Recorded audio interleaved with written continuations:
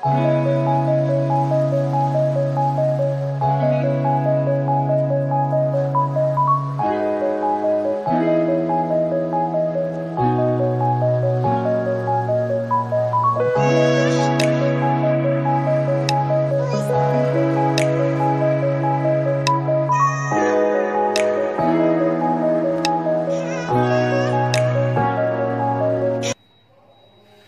की इस वीडियो के अंदर हम पहले वाली वीडियो के अंदर जो असाइनमेंट दी थी उन असाइनमेंट को, उन क्वेश्चनों को हल करेंगे। तो इन असाइनमेंट के लिए पहली असाइनमेंट है, पहली वीडियो की जो पहली असाइनमेंट है उसके अंदर फर्स्ट नंबर क्वेश्चन आपके पास में है, सूर्य से पृथ्वी की दूरी की गणना करो। तो इसके अंदर आपके पास में मैंने आपको बताया था वीडियो के अंदर कि सूर्य से आने वाला जो प्रकाश होता है उसका वेग होता है 3×10⁸ मीटर प्रति सेकंड। था सूर्य से पृथ्वी तक पहुंचने में प्रकाश को जो समय लगता है वो होता है 8 मिनट में 8 मिनट और 20 सेकंड ये समय लगता है। तब इसको हल करेंगे। हमें सूर्य से पृथ्वी की दूरी की गणना करनी है कि सूर्य व पृथ्वी के बीच की दूरी कितनी है। तो सूर्य और पृथ्वी के बीच की दूरी ज्ञात करेंगे। तो आपके पास में वेग दिया हुआ है, टाइम दिया हुआ है, आपको निकालना है डिस्टेंस। तो डिस्टेंस ज्ञात करने के लिए v इक्वल टू दिया हुआ है 3×10⁸ मीटर प्रति सेकंड। t इक्वल टू समय इक्वल टू दिया हुआ आपके पास में t इक्वल टू दिया हुआ है 8 मिनट और 20 सेकंड। तो इसको हल करेंगे तो 8 मिनट को सेकंड में चेंज कर देंगे। तो 8 × 60 प्लस 20 यानी 500 सेकंड हो जाएंगे। अब आपको डिस्टेंस निकालनी है, दूरी निकालनी है। तो आपके पास में दूरी का फॉर्मूला होता है दूरी इक्वल वेग इंटू समय। वेग आपके पास में है 3×10⁸ प्लस इंटू में आपके पास में समय है 500 सेकंड 500 सेकंड। अब इसको हल करेंगे तो d इक्वल टू 3×10⁸ की मल्टीप्लाई कर देंगे 500 से। तो आपके पास में आ जाएगा 1500 इंटू में 10⁸। अब इसको हल करेंगे d इक्वल टू 15 इंटू में 10⁻10 मीटर प्रति मीटर। ये दूरी आ गई आपके पास में। अब इसको किलोमीटर में चेंज करेंगे तो 1000 का भाग दे देंगे। तो आपके पास में आ जाएगा d equal to 15 into 10⁻7 kilometre. यह आपके पास में पहला क्वेश्चन है। अब असाइनमेंट का दूसरा क्वेश्चन है आवर्ती तरंगदैर्घ्य और तीव्रता की यूनिट लिखनी है। तो सबसे पहले आवर्ती की यूनिट लिखेंगे। आवर्ती की यूनिट आपके पास में हर्ट्ज और हर्ट्ज को 1/सेकंड भी लिखते हैं। आवर्ती की दूसरी यूनिट होती है 1/सेकंड।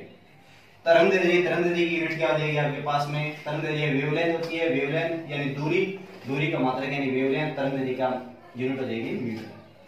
और तीसरी आपके पास में तीव्रता यानी इंटेंसिटी। तीव्रता की आपके पास में यूनिट होती है कैंडेल। यह आपके पास में दूसरा क्वेश्चन है। यानी तीसरा क्वेश्चन है परावर्तन की घटना में प्रकाश का कौन सा पैरामीटर बदलते हैं। तो इसके अंदर आपके पास में क्या रहेगा कि परावर्तन की घटना के अंदर मैंने आपको बताया था कि परावर्तन की घटना के अंदर जब कोई प्रकाश किरण गिरती है इसके ऊपर तो गिरने के दौरान आपके पास में तीव्रता होती है वो परिवर्तित होती है। बाकी तरंगदैर्घ्य होती है, आवृत्ति होती है, प्रकाश का वेग होता है, ये अपरिवर्तित रहते हैं, बदलते नहीं है। और सिर्फ तीव्रता होती है वो बदल जाती है। ये आपके पास में तीसरा क्वेश्चन है। चौथा क्वेश्चन आपके पास में यदि आपतित प्रकाश किरण, आपके पास में यदि आपतित प्रकाश किरण अभिलंब से 60 डिग्री का कोण बनाती है। यदि आपतित प्रकाश किरण अभिलंब से 60 डिग्री का कोण बनाती है तो परावर्तित किरण व तल के बीच कोण ज्ञात करना है। परावर्तित किरण व तल के बीच कोण ज्ञात करना है। अब इसका आंसर देखो, ये परावर्तक तल है। परावर्तक तल के ऊपर ये आपके पास में अभिलंब, अभिलंब के ऊपर ये आपके पास में आपतित किरण गिर रही है। आपतित किरण गिरने के बाद में क्या होती है? परावर्तित हो जाती है इस डायरेक्शन के अंदर। ये परावर्तित किरण इस दिशा के अंदर। आपके पास में आपतित किरण और अभिलंब के बीच में जो ये कोण दिया हुआ है ये 60 डिग्री का कोण है। आपको निकालना है ये नीचे वाला कोण, यानी कि ये आपके पास में ये परावर्तित किरण और ये परावर्तक तल है, ये कोण निकालना है x। ये x की वैल्यू आपको निकालनी है। तो इसके लिए सबसे पहले आपके पास में हम हल करेंगे। तो आपके पास में अभिलंब और परावर्तक तल, यानी कि सबसे पहले कंडीशन तो क्या होगी कि परावर्तन की घटना के अंदर आपतन कोण और परावर्तन कोण, यानी कि परावर्तन का नियम है कि आपतन कोण होता है वो परावर्तन कोण के बराबर होता है। तो इसलिए आपतन कोण I इक्वल टू 60 डिग्री है, तो परावर्तन कोण R इक्वल भी क्या देगा 60 डिग्री देगा। अब अभिलंब है आपके पास में, परावर्तित किरण जा रही है, तो ये अभिलंब है, ये अभिलंब है परावर्तक तल के साथ में 90 डिग्री यानी समकोण बनाता है। अब आपके पास में R कोण 60 डिग्री का है, तो हमें परावर्तक तल यानी कि ये परावर्तित किरण और ये परावर्तक तल के बीच में x कोण निकालना है। तो क्या देगा 90 माइनस 60 इक्वल टू 30 डिग्री। तो आपके पास में x की वैल्यू आ जाएगी 30 डिग्री। ये आपके पास में 4 नंबर क्वेश्चन हो गया।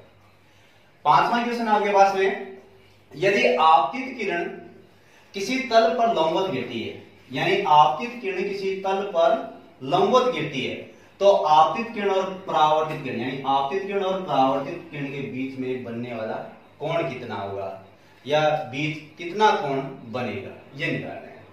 तो इसके लिए सबसे पहले हमारे पास में ये क्या हो गया परावर्तक तल। इस परावर्तक तल के ऊपर ये एकदम सीधा आपके पास में क्या हो गया अभिलंब हो गया।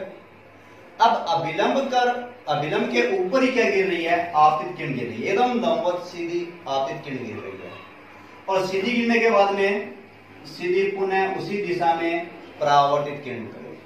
तो यानी कि आपतित किरण नीचे की ओर, परावर्तित किरण पुनः उसी माध्यम में सीधी निकलेगी। तो आपतित किरण और परावर्तित किरण परस्पर क्या होगी समांतर है। समांतर होने के कारण जब दो किरणें समांतर होती है तो उनके मध्य 0 डिग्री का कोण बनता है। तो आपके पास में आपतित किरण और परावर्तित किरण परस्पर समांतर है, इसलिए इन दोनों के मध्य बनने वाला कोण होगा वो 0 डिग्री। ये असाइनमेंट फर्स्ट है। असाइनमेंट फर्स्ट के ये 500 क्वेश्चन हमने सॉल्व कर दिए। अब करते हैं हम लोग असाइनमेंट सेकंड के क्वेश्चनों को। क्वेश्चन आपके पास में असाइनमेंट 2 का फर्स्ट क्वेश्चन है कि एक प्रकाश किरण है वो सतह के साथ 56 डिग्री कोण पर एक परावर्तक तल पर गिरती है। यानी आपके पास में असाइनमेंट से समझाऊं कि ये परावर्तक तल है और इस परावर्तक तल पर ये आपके पास में क्या है अभिलंब। ये क्या आपके पास में अभिलंब, और अभिलंब के ऊपर ये क्या गिर रही है आपतित किरण गिर रही है। और ये आपतित किरण है वो परावर्तक तल, इस परावर्तक तल के साथ में 56 डिग्री का कोण बना रही है। और ये इस साइड में आपके पास में परावर्तित, यानी कि ये जो किरण आपतित किरण इस पृष्ठ पे तल पे परावर्तक तल पे गिरी और गिरने के बाद में क्या हुई परावर्तित हो गई। तो अब हमें फर्स्ट क्वेश्चन आपके पास में इसका फर्स्ट पार्ट है कि आपतन कोण ज्ञात कीजिए।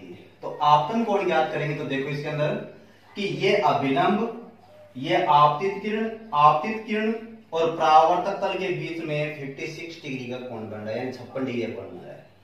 अभिलंब होता है परावर्तक तल के साथ में 90 डिग्री का कोण बनता है। तो आपके पास में नीचे वाला जो कोण है वो 56 डिग्री है, तो हमें I कोण ज्ञात करना है, यानी कि आपतित किरण और अभिलंब के मध्य बनने वाला जो I कोण है वो ज्ञात करेंगे। तो 90 माइनस 56 घटा देंगे, यानी 90 में से 56 घटा देंगे तो आपके पास में 34 डिग्री आ जाएगा। तो ये आपके पास में आपतन कोण का मान आ जाएगा। दूसरा आपके पास में परावर्तन कोण, 2 नंबर पार्ट है इसका, परावर्तन कोण ज्ञात करना है।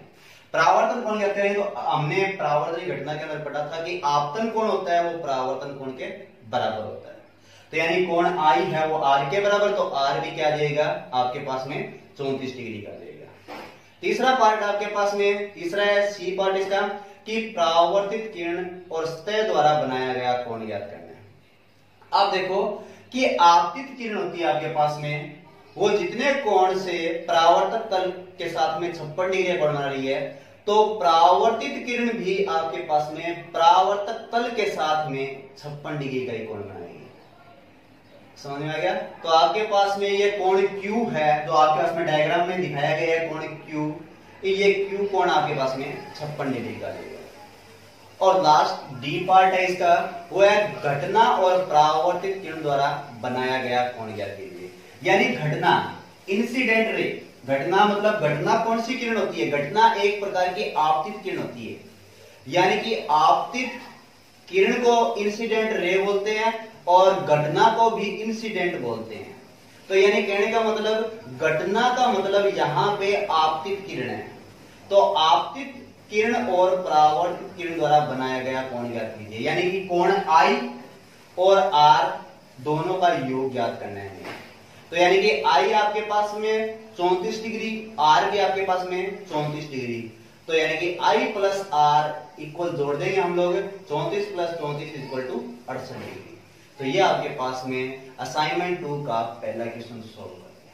अब दूसरा क्वेश्चन आपके पास में, नीचे दिए गए चित्र में दिखाए गए दो दर्पणों की प्रणाली द्वारा अल्फा कोण ज्ञात कीजिए। यानी कि आपके पास में दो दर्पण दिए हुए हैं और दर्पणों के मध्य दो दर्पण आपके पास में, इनके ऊपर कोई प्रकाश किरण टकरा रही है और वो उनके मध्य हमें क्या ज्ञात करना है, अल्फा कोण ज्ञात करना है। तो क्वेश्चन आपके पास में, नीचे दिए गए चित्र में दिखाए गए दो दर्पणों की प्रणाली द्वारा अल्फा कोण ज्ञात कीजिए ताकि ए पर घटना किरण और बी पर परावर्तित किरण समांतर हो। अब सबसे पहले तो समझो घटना किरण क्या होती है। मैंने अभी बताया आपको कि जो इंसिडेंट रे होती है उसको आपतित किरण भी बोलते हैं और घटना किरण भी बोलते हैं, क्योंकि इंसिडेंट घटना होती है उसको इंसिडेंट बोलते हैं और आपतित किरण होती है उसको इंसिडेंट रे बोलते हैं। तो यानी कि घटना किरण जहां पे भी आ जाए वो क्या हो गया आपके पास में, आपतित किरण होगी। तो इसके अंदर देखेंगे कि आपके पास में ये डायग्राम के अंदर ये दर्पण फर्स्ट और इसके साथ में ये दर्पण सेकंड। दर्पण यानी ए है आपके पास में और ये दर्पण ए का ए पॉइंट है, ये फर्स्ट का ए पॉइंट। तो इसके ऊपर ये कोई प्रकाश किरण क्या हो रही है, आपतित हो रही है। यानी ए बिंदु पर आपतित किरण है और यहां पे क्या बन रहा है, अभिलंब बन रहा है। आपतित किरण अभिलंब के साथ में आई कोण बना रही है। यह आपतित किरण अभिलंब के ऊपर गिरकर दर्पण 2 के ऊपर क्या हो रही है, परावर्तित, यानी दर्पण 2 के बी बिंदु के ऊपर क्या हो रही है, परावर्तित हो रही है। तो ये जो एबी किरण है, ये एबी किरण दर्पण 2 के लिए आपतित किरण का काम करेगी, लेकिन दर्पण ए के लिए ये क्या है, परावर्तित किरण है। तो अभिलंब के साथ में ये परावर्तित किरण क्या बनाएगी, कोण आर का निर्माण करती है। ये बी बिंदु पे गिरी एबी किरण और बी बिंदु पे क्या बन गया, अभिलंब बन गया। बी बिंदु पर अभिलंब वह इस एबी किरण के मध्य जो कोण बन रहा है वो आपतन कोण आई डैश कहलाएगा। और ये किरण बी बिंदु पे गिरने के बाद में, बी बिंदु के अभिलंब पे गिरने के बाद में परावर्तित होगी। अब देखो आपके पास में दर्पण फर्स्ट पर ए पर आपतित किरण और दर्पण जो 2 है उस पे बी पर जो परावर्तित किरण है, ये दोनों किरणें परस्पर समांतर है। यानी ए पर आपतित किरण दिखाई दे रही है आपको जो कोण आई बना रही है, और बी बिंदु पे परावर्तित किरण है जो आर डैश कोण बना रही है। ये बिंदु पर यानी कि दोनों इस दर्पणों पे गिरने वाली जो किरणें होती है वो समांतर है परस्पर। तो समांतर की घटना के अंदर देखो आपके पास में कि एक आपतित किरण और दूसरी क्या है, परावर्तित किरण। ये दोनों आपतित और परावर्तित किरणें हैं, दोनों समांतर किरणें हैं और इनको एक एबी रेखा जो दिखाई दे रही है, ये जो रेखा आपको इनको प्रतिच्छेद कर रही है। तो यानी जब दो समांतर किरणों को एक प्रतिच्छेदी रेखा यानी कि एक प्रतिच्छेदी रेखा होती है वो काटती है, तो इसके कर्मागत अंतः कोण होते हैं वो 180 डिग्री के होते हैं। यानी कर्मागत का मतलब क्या हो गया, कर्मागत का मतलब हो गया आपके पास में कि ये कोण आई प्लस कोण आर प्लस कोण आई डैश प्लस कोण आर डैश, ये जो कोण है आपके पास में ये परस्पर क्या होंगे, 180 डिग्री के होंगे, यानी 180 डिग्री के होंगे।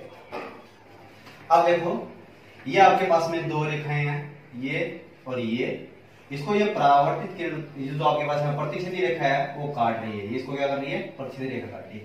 तो ये जो कोण है पूरा और ये जो कोण है, इन दो अंतर कोणों का योग होता है वो 180 डिग्री होता है, ये चीज होती है। तो इसके अंदर हल करेंगे हम लोग, इसको हल करते हैं तो आपके पास में डायग्राम के अनुसार कि ये क्या हो जाएगा, I plus R plus I dash plus R dash, इन चारों कोणों का योग क्या हो जाएगा, 180 डिग्री हो जाएगा। समझ में आ गया। तो आपके पास में क्या हो जाएगा, हमने परावर्तन घटना के अंदर पढ़ा है कि आपतन कोण है वो परावर्तन कोण के बराबर, यानी कोण आई है वो आर के बराबर और कोण आई डैश है वो आर डैश के बराबर है। तो आपके पास में आ जाएगा कोण आई और आर की जगह मैं क्या रख सकता हूँ, आई रख सकता हूँ, तो आई प्लस आई, और आर डैश की जगह मैं आई डैश रख सकता हूँ, plus I dash equal to 180 degree. I और आई 2i हो गए, आई डैश और आई डैश क्या हो गया, 2i डैश इक्वल टू क्या गया, 180 डिग्री। तो यहां से कॉमन ले लेंगे, आपके पास में बच गया आई प्लस आई डैश इक्वल 180। यहाँ पे आई प्लस आई डैश की वैल्यू क्या आ जाएगी, ये 2 है, यहाँ पे इंटू में डिवाइड में चला गया, आई प्लस आई डैश की वैल्यू आ गई 90। अब हमें ज्ञात करना है एओबी त्रिभुज के अंदर जो अल्फा कोण दिखाई दे रहा है, हमें क्या करना है कि जो आपको एओबी त्रिभुज, ये जो त्रिभुज है, इस त्रिभुज के अंदर हमें अल्फा कोण ज्ञात करना है। अल्फा कोण जब ज्ञात करेंगे तो इसके अंदर देखो आपके पास में त्रिभुज के तीनों कोणों का योग, त्रिभुज के तीनों कोणों का योग क्या हो जाएगा, 180 डिग्री। तो सबसे पहले देखो ए कोण के लिए, ए कोण ऊपर दिखाई दे रहा है आपको, ए कोण के अंदर ये जो पूरा दर्पण है, दर्पण के साथ में अभिलंब होता है वो 90 डिग्री कोण आता है। तो आपके पास में नीचे वाला कोण क्या है, आर है, तो ये ऊपर वाला कोण क्या बन जाएगा, 90 माइनस आर। इसी प्रकार बी, देन दूसरे दर्पण के लिए आएंगे, दूसरे दर्पण के लिए आपके पास में जो अभिलंब है, अभिलंब के साथ में जो दर्पण 2 है उसका परावर्तक पृष्ठ है, उसके मध्य 90 डिग्री कोण बनता है। तो इधर वाला कोण क्या आपके पास में आई डैश है, तो ये क्या दिया 90 माइनस आई डैश। अब आई डैश किसके बराबर है, आपके पास में देखो, अब इसके अंदर देखो कि ऊपर वाला कोण क्या हो गया 90 माइनस आर, नीचे वाला कोण बी कोण के लिए आपके पास में क्या आ गया 90 माइनस आई डैश, और ऊपर वाला कोण क्या हो गया अल्फा। तो यानी 90 minus r plus alpha plus 90 minus i dash is equal to क्या हो जाएगा 180 डिग्री। आप देखो आपके पास में क्या आ जाएगा 90 और 90 क्या हो जाएंगे 180, और आपके पास में क्या गया माइनस के आर और माइनस के आई डैश, ये बच गया, प्लस में क्या बच गया अल्फा, इक्वल क्या गया 180। 180 से 180 कट जाएगा। अब देखो हमने परावर्तनीय घटना के अंदर पढ़ा था कि आई आर के बराबर, तो मैं आर की जगह क्या रख दिया, आई रख दिया, तो आपके पास में क्या आ जाएगा माइनस के I dash plus alpha is equal to आ गया 0, इक्वल क्या आ जाएगा आपके पास में 0 आ जाएगा। अब जो हमने पहले समीकरण हल की थी, पहले समीकरण के लिए क्या किया था हमने कि आई प्लस आई डैश का योग था हमारे पास में 90 डिग्री, तो यहां से मैंने क्या कर लिया माइनस कॉमन लेकर कर लिया आई प्लस आई डैश ब्रैकेट में प्लस अल्फा इक्वल क्या आ जाएगा आपके पास में 0। अब ये माइनस का आई प्लस आई डैश, ये दूसरी साइड में किसका हो जाएगा प्लस का आई प्लस आई डैश बराबर क्या आ जाएगा अल्फा। अल्फा का मान निकालेंगे तो आई प्लस आई डैश की वैल्यू हमने पहले निकाल रखी है 90 डिग्री, तो आपके पास में अल्फा की वैल्यू क्या आ जाएगी 90 डिग्री आ जाएगी। तो इसलिए आपके पास में जो ये दो दर्पण है, इन दो दर्पणों के मध्य में जो ओ बिंदु के ऊपर अल्फा कोण बन रहा है वो अल्फा कोण कितनी डिग्री का होगा 90 डिग्री का होगा। यह आपके पास में असाइनमेंट 2 का दूसरा क्वेश्चन है। आगे आपके पास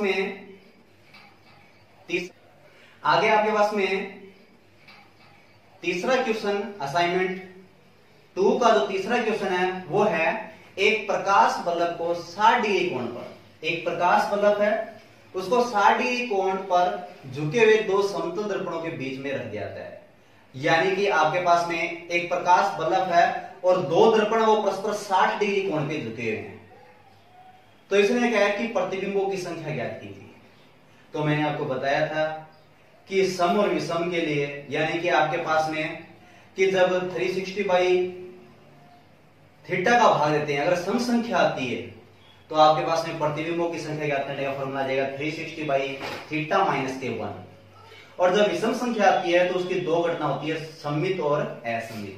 तो इसको हल करते हैं तो इसके लिए क्या जाएगा आपके पास में थीटा की वैल्यू है 60 डिग्री, यानी कि आपके पास में दो दर्पण है, दो दर्पण परस्पर कितनी डिग्री 60 डिग्री कोण पर झुके हुए हैं और इनके बीच में एक बल्ब रखा हुआ है। हमें इस बल्ब के द्वारा इस दर्पणों के अंदर प्रतिबिंबों की संख्या ज्ञात करेंगे। तो प्रतिबिंबों की संख्या कहते हैं थीटा की वैल्यू 60 डिग्री है, तो क्या आ जाएगा आपके पास में 360 बाई 60। तो इसको डिवाइड किया तो आपके पास में कितना आ जाएगा 6 आ जाएगा। अब ये 6 क्या है सम संख्या है, सम संख्या है तो हमें क्या निकालनी है प्रतिबिंबों की संख्या निकालनी है तो प्रतिबिंबों की संख्या निकालेंगे तो प्रतिबिंबों की संख्या का फॉर्मूला क्या होता है, n equal 360 by theta minus के 1। तो कितना आ जाएगा 6 माइनस 1 बराबर 5। तो आपके पास में इसके अंदर प्रतिबिंबों की संख्या आ जाएगी वो 5 आ जाएगी, यानी सी पॉइंट इसका सही होगा। चौथा क्वेश्चन आपके पास में उस धातु का नाम बताइए जो प्रकाश का सबसे अच्छा परावर्तक है। तो इन चार ऑप्शन में से सिल्वर जो कलर है बी पॉइंट है वो इसका आंसर सही है, क्योंकि सिल्वर होता है वो कोई भी आपतित प्रकाश किरण होती है उसका अवशोषण, उसका उत्सर्जन होता है वो कम मात्रा में करता है और उसका परावर्तक होता है वो वापिस ज्यादा मात्रा में करता है। तो यानी कि वो धातु आपके पास में सिल्वर है। पांचवा है आपके पास में क्वेश्चन, जब घटना प्रकाश यानी घटना प्रकाश वही आ गया आपके पास में। घटना प्रकाश का मतलब है आपतित प्रकाश। जब घटना प्रकाश एक समांतर किरण के ऊपर, घटना प्रकाश का मतलब है ये आपके पास में ये, जब घटना प्रकाश एक समांतर किरण एक ही दिशा में समांतर किरण के रूप में परावर्तित होती है तो इस प्रतिबिंब के निम्न रूप से किस तरीके से आता है। यानी कहने का मतलब एक ये आपके पास में पृष्ठ हो गया और ये आपतित प्रकाश किरण इस पृष्ठ पे गिर रही है और गिरने के बाद में क्या हो रही है, इसी के समांतर, यानी कहने का मतलब परावर्तित हो गई। समझ में आ गया? तो यानी कि एक बार गिरने के बाद में प्रकाश किरण एक निश्चित दिशा में लौटती है, यानी कि घटना प्रकाश एक समांतर किरण एक ही दिशा में गिरने के बाद में और समांतर किरण के रूप में क्या होती है, परावर्तित हो जाती है। तो प्रतिबिंब को निम्न प्रकार से किसके रूप में जाना जाता है, तो वो आपके पास में है नियमित परावर्तन। यानी नियमित परावर्तन की घटना हमने पढ़ी थी कि किसी सूर्य से आने वाला प्रकाश होता है किसी परावर्तक पृष्ठ या दर्पण पे, समतल दर्पण पे गिरने के पश्चात एक निश्चित दिशा में लौट जाता है। यानी कि एक आपतित किरण है वो भी इसके ऊपर समांतर गिर रही है और परावर्तित किरण है वो भी क्या हो रही है, समांतर पृष्ठ पे गिर रही है। तो यानी कि दोनों एक निश्चित दिशा में आती है और निश्चित दिशा में लौट जाती है, तो वो क्या होता है अभ्यास में नियमित परावर्तन। तो इस क्वेश्चन का जो डी पॉइंट है वो सही है। तो ये असाइनमेंट फर्स्ट और सेकंड के जितने भी क्वेश्चन हैं उनको हमने सॉल्व किया। हम आगे तीसरी वीडियो के अंदर असाइनमेंट 3 के क्वेश्चन है वो देंगे और उसको हल करेंगे।